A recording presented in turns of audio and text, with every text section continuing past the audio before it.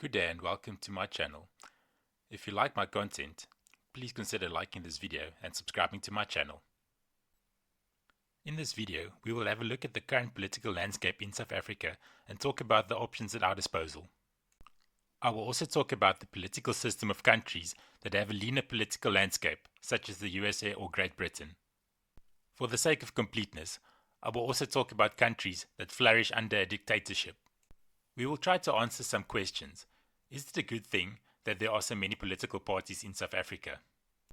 Is it better to only have 2 or 3 options, like in the US or Great Britain, or is it better to have no choice at all, in other words, a dictatorship? Chapter 1: South Africa's current political landscape. As far as I can remember, the last election ballot was as long as my receipt when I go buy groceries for a month. There's a political party for mostly everyone, which is nice, I guess. There's a party for conservative Afrikaners, woke Afrikaners, Zulus, Coloureds, Muslims, and the list goes on and on and on. As one political party collapses, another 10 emerge in its wake. We have parties that cover the entire political spectrum, from the far left, like the EFF and the MK, the centre, the DA are trying to play here, and the ANC too when it suits them, as well as the right and the far right, the PA and Freedom Front Plus play here. It feels that there are far too many parties that have similar ideologies and ideas but contest the election as a standalone party. South Africans still vote mostly based on language, race and tribe. This is starting to change slowly, but it will most likely continue for the foreseeable future. In addition, the political parties are really weak in my opinion and do not have leaders with whom we can relate or get behind. That being said, it's quite astonishing how well the MK party did in the last election.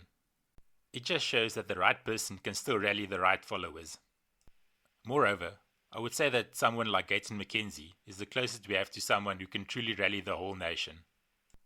But if he is our best option, we are in serious trouble. In short, we have far too many options and most of the options are really bad, plain and simple. Chapter 2: Examples of a leaner political landscape. When I initially wrote my opinion piece, it looked like Donald Trump would go on to win the US elections. He indeed managed to claim victory, and quite easily as well. I really don't care about the US and their politics. Whether a Republican or a Democrat is in charge, it all feels the same to me. It just feels that there is less shit posting and hate spewing when a Democrat is in charge. I do think that only having 2 or 3 options is a better way to go. Yes, there will probably be some matters where you don't agree, but on most important topics, most voters will be able to relate. The issue with the previous couple of US elections is that the candidates are rubbish. America's credibility is seriously under threat if Trump and Harris are the best 2 candidates that the world leaders can offer.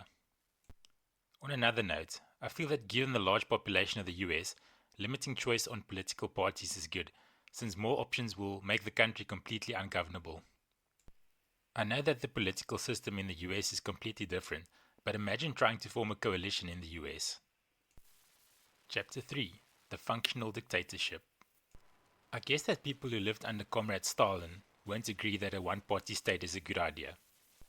Given human nature and the accompanying paranoia which comes with power, it is destined for failure. It is a given that human rights will be thrown out of the window, it's just a matter of how far. There are some examples of one-party states that work surprisingly well. The best example I can think of is Singapore. Given their history, their first government thought it best to focus on developing and growing the country under tight control. Singaporeans had to sacrifice lots of civil liberties to get there, but they are one of the most prosperous countries in the world per capita. The only issue now is that the country has been prosperous for a long time, but the party in charge since 1959 is still clinging on. Closer to home, we can look at Rwanda. After the genocide, they had to do something radical to get the country functioning again. Luckily for them, they didn't descend into the abyss like their neighbour Burundi. Rwanda is still way behind where we are in South Africa, but their turnaround has been quite remarkable. Just remember not to make fun of Paul Kagame, and you'll be fine. Chapter 4: My take on the topic. Democracy definitely isn't a good fit for every country, and that should be accepted. The notion that you can implement Western ideology in any country is utter garbage. I think the Taliban can tell you all about it in their next podcast. This might not be a very popular opinion, but democracy doesn't work in the majority of third world countries. What these countries need is their own Paul Kagame to drag the countries out of the pit latrine and into stability and prosperity. Sadly, this is also unlikely, as most countries are stuck with liberation governments or ruthless military dictatorships. These guys don't give a damn about their countries, but just want to enrich themselves. These countries also don't enable their population to escape the poverty cycle and grow their economies. In other words, they need a dictator with a love for their country and less interest in Louis Vuitton and Bentleys. I feel South Africa is very stable compared to other African countries. We can count ourselves very lucky, but things can also change overnight. We need to streamline our political options and find relatable, efficient, non-corrupt and inspirational leaders.